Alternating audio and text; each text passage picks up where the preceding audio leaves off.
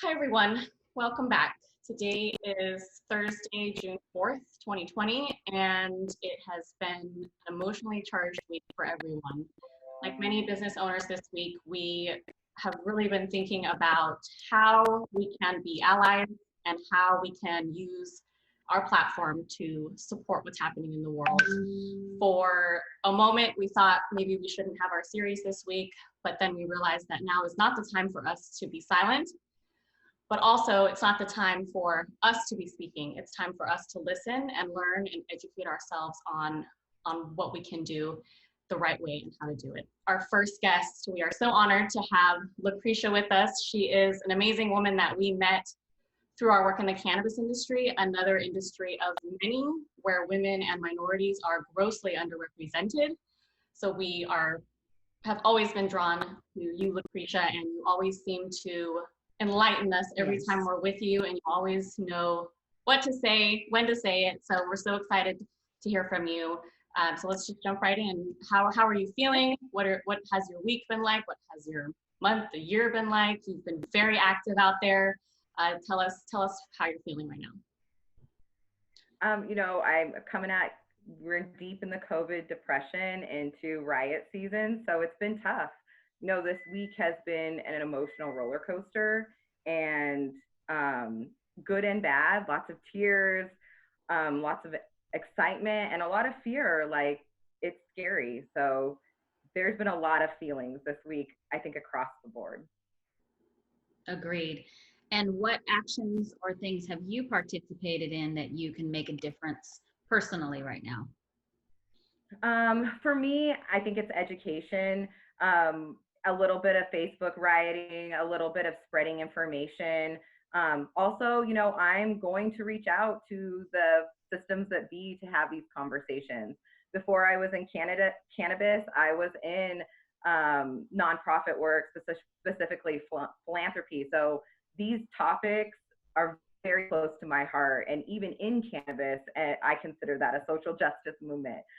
The way we design our businesses, the way we hire in our businesses, this is the real conversation of Black Lives Matter. This is the real conversation of making sure that we've uncovered our unconscious biases and how they affect every decision we make, from who we surround ourselves with, to the people that we hire, to the benefit of the doubt we give people based on the differences that we experience with each other.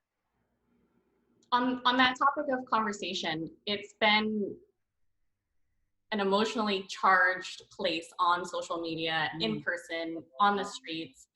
How do we have respectful dialogue with people to educate them when people are angry, they're combative, they're, like you said, their unconscious biases are coming out, they're just flat out racist? How do we, like you said, it's all about education. It's not, when somebody says the wrong thing on Facebook or wherever, it's, this is why that isn't the correct response, and this is, how do we shift that mindset in a respectful way instead of continuing to attack each other? You have to stop and listen. This is going to be really hard for non-people of color. They have to take the lead of the people in color in their communities and listen to them. They don't know better. And go out into the community and find your diversity leaders. Find your people of color who are in your United Ways, who are in your Boys and Girls Clubs. These people, they know your answers. Don't focus on the result of the issue. Focus on the issue. Don't tell people not to riot. Don't tell them that it's not okay to be upset.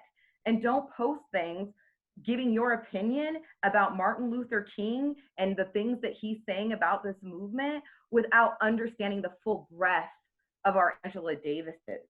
There are tons of movement professionals. There is one conversation I've heard a lot is, where's the civil rights leaders? You can't have you don't get a martyr. We're not giving martyrs. We are practicing collective leadership. There are leaders of color in every single community that wake up every single day to do this work. Every single day. They don't get a day off. They represent themselves and their communities all the time. And so go to them and stop trying to be right and tell people that this doesn't exist, because it exists. At a disproportionate way, it exists. And we all want the same thing. When we really get to the heart of it, we want a community that's safe and healthy and happy and fun. Well, what gets us there? Not denying that those things don't exist, not looking within yourself and saying, you know, do I get a little tense when a Black person walks by me on the street? Do I lock my car door? Those subtleties, that's the thing. That's the thing that makes people react in a way that hurts us as a community, and it hurts yourself.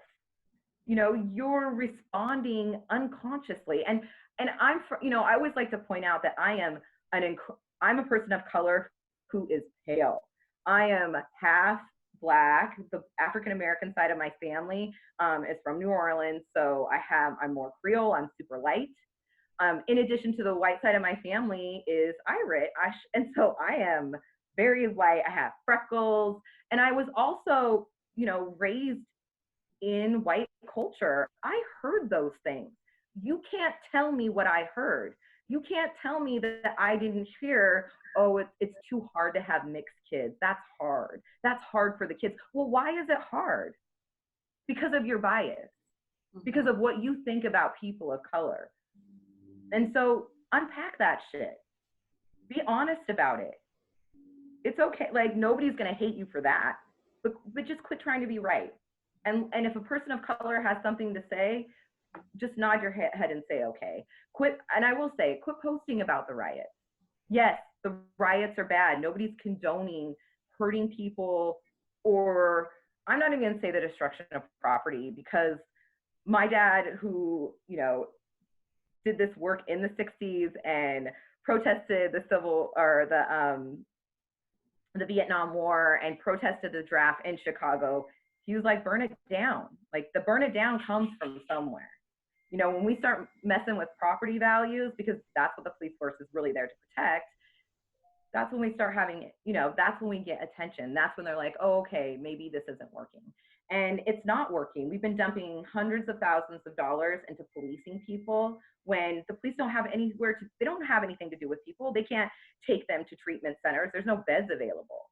So while you're buying riot gear and arming your police, they have nowhere to take people. They have no resources to provide them. What, they show up at a domestic violence dispute and somebody goes to jail for the night and comes back to the same house in the morning? What is that? That's policing? That's what we call policing? So we continue this cycle of violence and we keep pouring money in it. It doesn't work anymore. We are business women. If this doesn't work, we need to invest in a different way. Investing in the results is not working. We can't invest in the results anymore. We have to go upstream to the cause. That's where our investment is going to show the most fruit.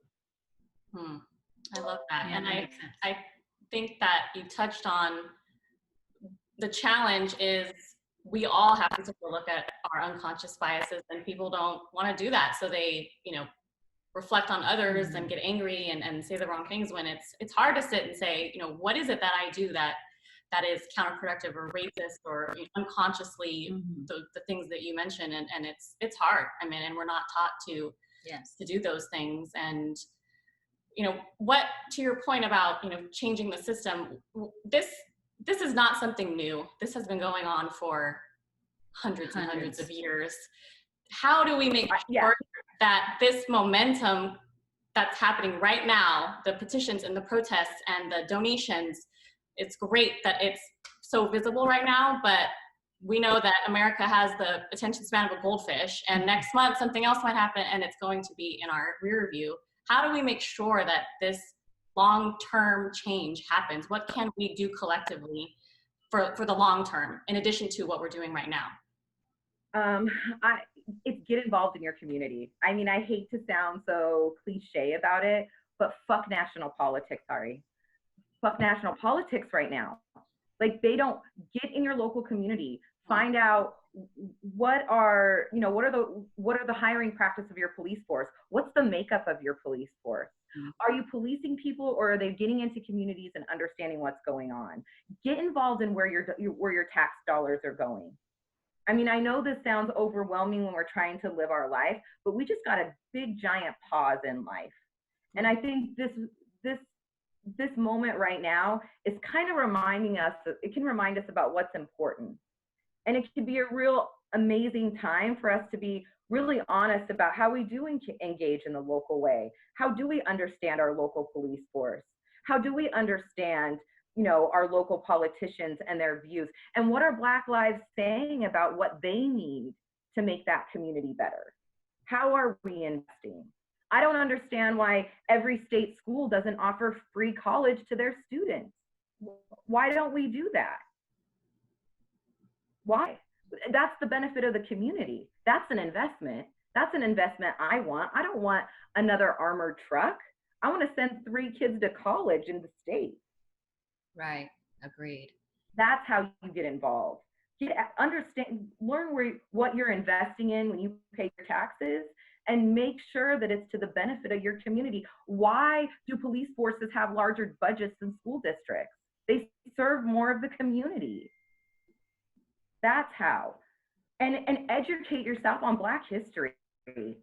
Policing came to round up slaves. You think that that's not going to maintain over time? This is that whole system that was made up is a violent system. It's not there to help people. Let's admit it. Yeah. Because, I don't like to get much warrant to officers, I'll be quite honest, but I can only imagine that there are those officers who go into that line of work to help people. Well, if there's people who are going into a line of work to really want to help people, let's teach them how to really help people. And it's not by policing them. Right. How can you hold them accountable? So let's say we do get involved in the community. How are we working towards holding people accountable and wanting to see a change? Right. So in every county, everybody has a city council. Your city council is so accessible. They're the people who live in your neighborhood. They have more influence on what happens to your police force than you would give them credit for. Get involved, understand what's happening. It's that you kind of have to look at that data and find your politicians. Like, who, I don't care what party you're in, I really don't. What I'm saying is, are you gonna stand as a person for the community and vote in a way and put the importance of upstream solutions as the forefront and not the results of not investing upstream?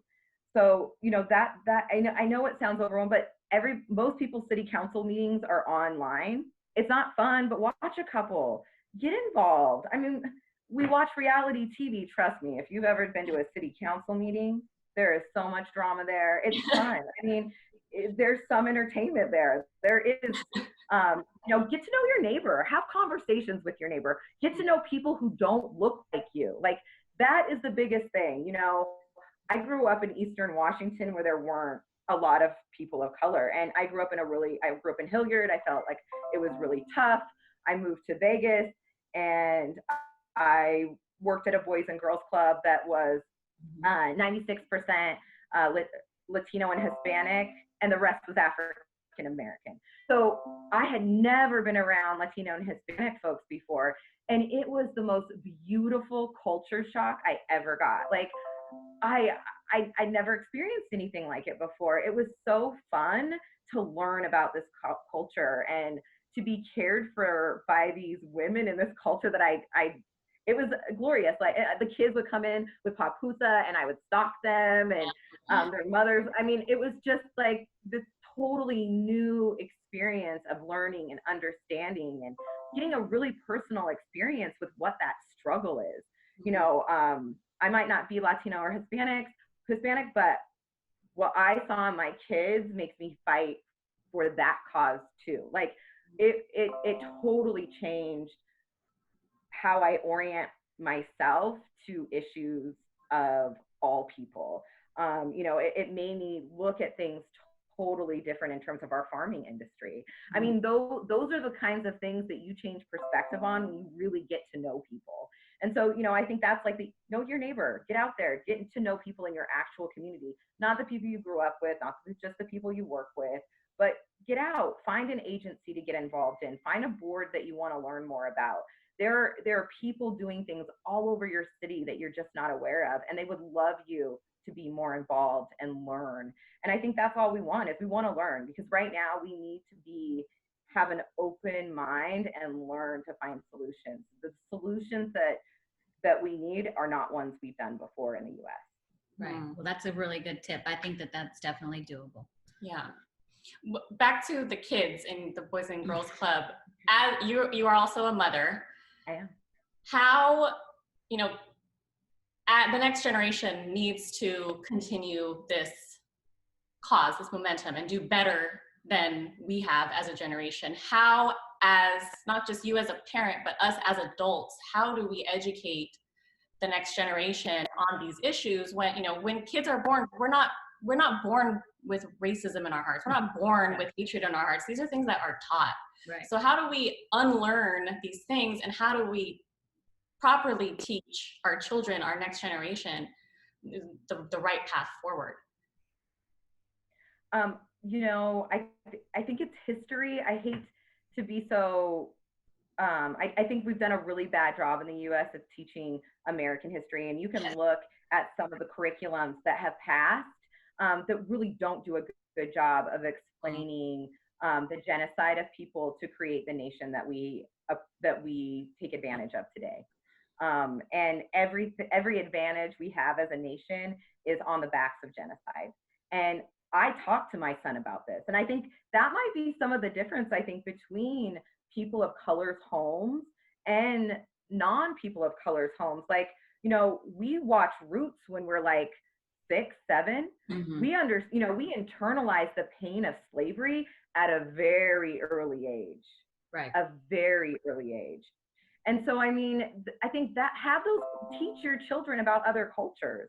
Teach them about, even teach them, if you're from an Irish background, teach them about that transition into the US and that struggle. And I think that speaks to that privilege. Like, you don't have to remember that struggle because you get to move through the world so easily now, where, we can, and my son in particular is only a quarter Black. And it's even more important for me for him to understand his privileges, just as it's important for me. Being a light complected woman, I know what, especially in the nonprofit social service sector, oh my gosh, I am like everybody, I'm the easy minority. I look like a whitish person. I behave in that way. I'm from the Northwest. I have a specific dialect, but my experience is vastly different. How I grew up, the way I was socialized, the cultures that I was exposed to, it's vastly different, but it is a privilege. It's still a privilege. I get treated differently than my brothers and sisters. And I think, that's another, I've noticed that how I've been treated differently in certain situations compared to my siblings. And so for your kids, introduce them to different kids. Make sure that they have a rainbow of friends. Pull your kids and send them to schools that are lower income, more diverse schools. Unfortunately, usually they have an income disadvantage because of how we fund our schools based on property taxes. And I could go into a whole discussion about how we've created these low income areas through redlining, but I won't go there this time. But get to know those schools, get involved in those schools. I think it's really important that you plan to expose your child to as many different cultures as possible and learn about them and learn their struggle and take their struggle on as your own. Internalize that pain. The first time my son just finished watching some of Roots, and after he watched Kunta Kinte get beat until he said Toby, my son is just bawling, and he's not a big crier. And I'm like, are you okay? And he just comes over and hugs me. And we've talked about these in our house forever. This is not an uncommon conversation that he's been exposed to. And he's just like, I didn't know it was that bad. Right. I didn't realize it was like that. And he's a 7th grader. He's like, I didn't know.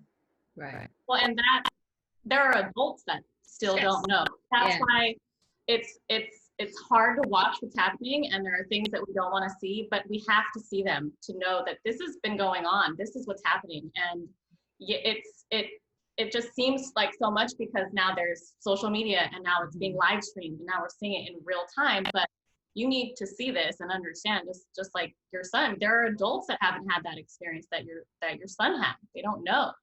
So that's amazing that he is understanding enough to know that Right. that's wonderful. And for us, you know, we were raised in San Jose. I mean, you want to talk about a mixing pot there, so it comes naturally to us. But I will be honest, moving to the Pacific Northwest, I was very concerned about the lack of the diversity, and then, you know, thinking about the children, like you were saying, you know, how are they mixing? I mean, I had 6 to 10 little Black friends come over, and I'd go over to their house, and we didn't think about any of that. And they would always be so impressed with tacos, and I would be impressed with the things that they had, and, you know, sharing in that community. So up here, I can see it being a little bit more challenging. Yeah, we had kind of the opposite culture shock, like you talked about going to Vegas. We went from, you know, Michelle came from Hawaii, I came from the Bay Area, and it was flipped. It was, you know, we're now the minority when we were the majority. Yes. And it's, you know, like you said, how do we get out there and have those conversations and educate people and open people's minds? Because when there's things that are said to us that we know are wrong. You know, people say to me, like you were talking about being light-skinned, oh, you don't look Mexican, when I tell them that I'm Mexican. I'm like, well, what is a Mexican supposed to look like? It's just little microaggressions like that. Yes. And I blame myself also for just taking it and not saying anything. You know, there's been plenty of times where I could have spoken up, and that's part of the looking inside and saying, you know, what can I do better, instead of, you know, just internalizing it and just saying, oh, you know what, that just whatever. And so that's part of my personal growth right now, is educating myself on how to not just be about the cause and support the cause, but how do I, you know, embody it and do all of these things that you're saying. One of the most controversial things going on that I'm seeing online right now is the response to Black Lives Matter being all lives matter. And there's a heated debate on why that's the wrong response, and people still aren't grasping that. Can you give us your feedback on that? I can. All lives matter, no fucking shit. But right now, Black Lives Matter. I am so sick of this country with this all or nothing. Like, oh, no, right now, we're talking about Black lives. Don't argue with me. It's not up for debate. It's not. It's really not up for debate. We value all lives. I don't understand why addressing one social issue will lead to addressing all social issues. Are you kidding me? Martin Luther King was also pulling together those in poverty too. We know that there's white folks in poverty who have a challenge. They just don't have the challenge of complexion, but they have challenges. Nobody's taking that away from you. Just because we are addressing this because it is disproportionately an issue doesn't mean that the other things don't matter. It all matters. All of it matters. Domestic violence matters. All of these things matter. It doesn't take away. But right now, where people are being killed and not getting undue process, like, these people do not have the right to provide that kind of policing. That is not okay. I'm not okay with that. I'm not okay with that. That's why Black Lives Matter. Allow that to, why is it so hard? Like, why is it, that's the question. Why is the question that we have to have all lives matter? Why can't we focus on Black lives right now? Why can't we do that? Why can't we look at this social condition that we've created and understand that alleviating this social condition does a lot for other issues as well? This is equality. This is justice. Nobody is trying to take away from the challenges and experiences that everybody has. But right now, my brother can get in his car and be killed. That's not okay. That should never happen. We should never have that. We should never. And I'm going to hear, oh, white people are, I know they are. I know they are. That's not, but statistically, disproportionately, go look at the statistics at your jail. Go look at the look at how many white people are in your community statistically. Look at how many people are in your jail. And look at statistics on people committing crimes and not getting caught, because we commit crimes at the same rate. It's over policing of certain areas that puts people of color in the limelight more. I know, I've been around white folks. I know what they do. And I've seen more illegal shit happen in those environments than I have in other environments, because we're afraid to get caught.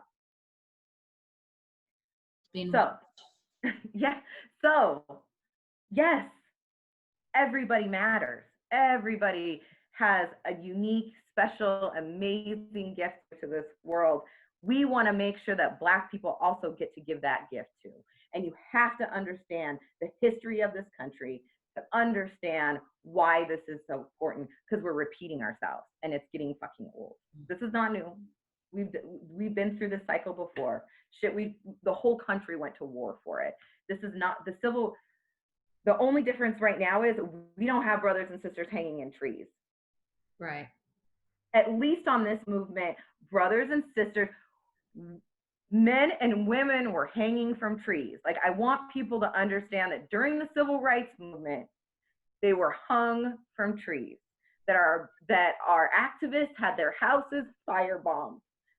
This was violent. I'm sorry. Like, it hurts. It sucks. I don't want to have to put a spotlight on this. It really does hurt. This is our history.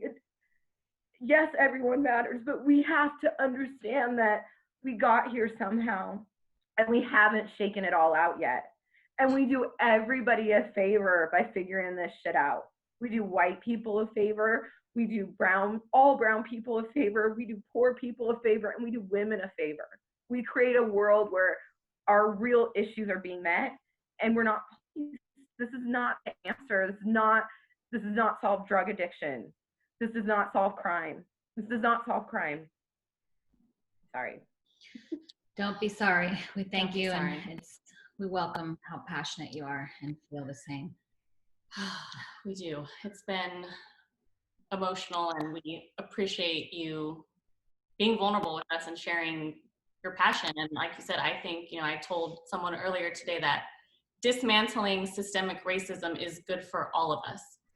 And this movement right now is important. It's the one we need to be focusing on. It's the one we need to get behind because it's good for all of us. It's one piece of a larger puzzle, but this is the one right now. Our friend Charles, who's African-American, posted something that I think eloquently stated a response to All Lives Matter. It said, responding to Black Lives Matter with All Lives Matter is like telling the fire department, there's a house on fire, right? And telling the fire department, hose down all the houses because all of the houses matter.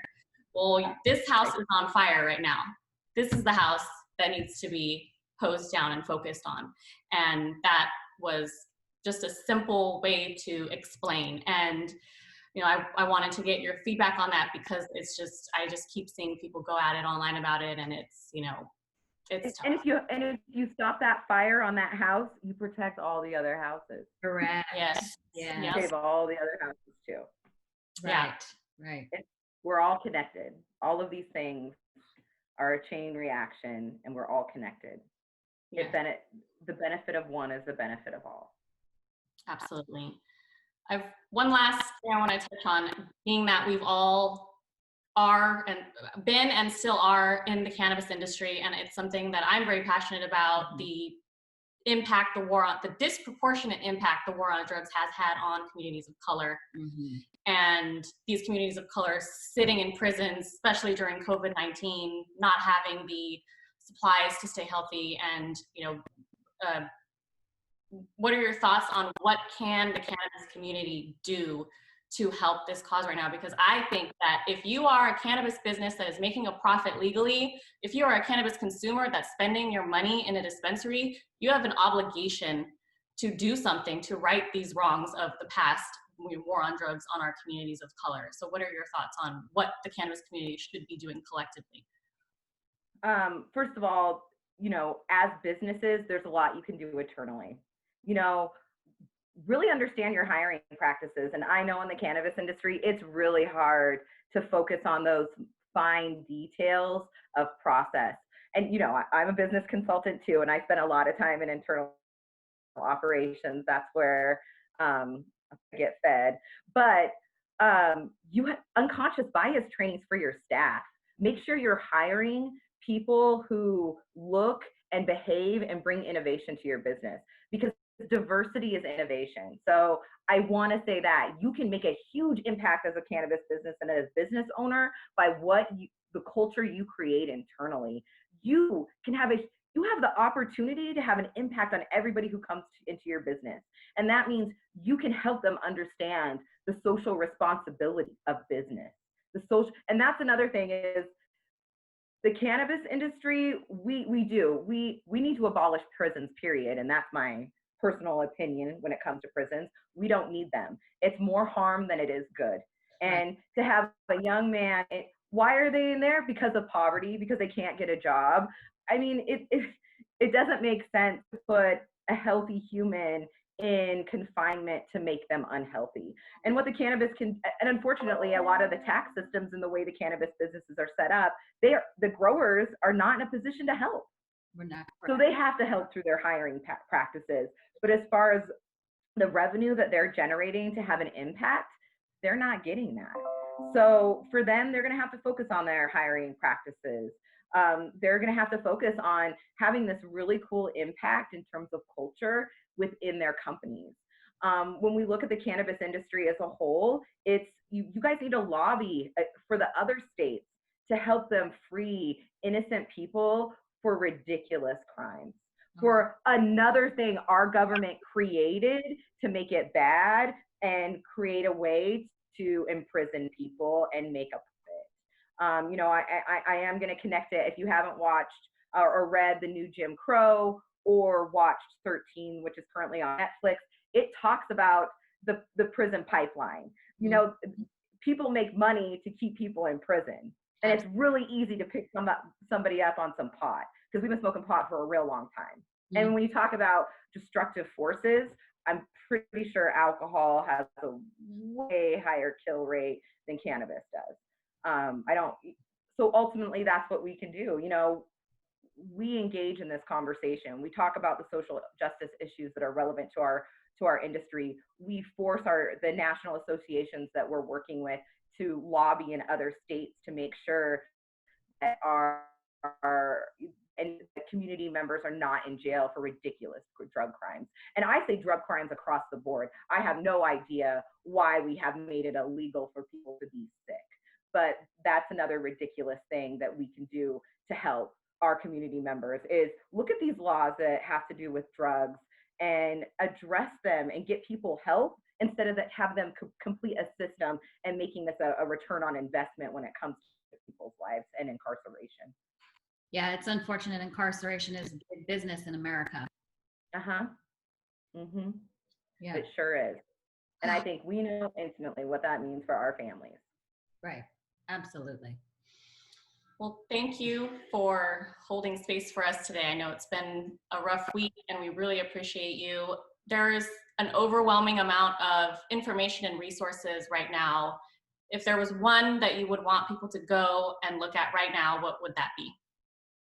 Right now, I am really holding up Black Lives Matter. I think that their message in some ways, especially in some smaller cities, being addressed in the way it should be. Go to that website, understand what this national organization is doing in terms of what are their agenda items, making sure that when you are addressing issues for people of color, that you are letting that be the guiding light in terms of how you form your policies and being really honest, how their stance affects the people in your community. So that is one resource right now that I'm really going to, because I believe that they have been the standard. They are our guiding light right now. And we need to make sure that we are holding up their agenda, because they've been doing this for a long time and they're on point.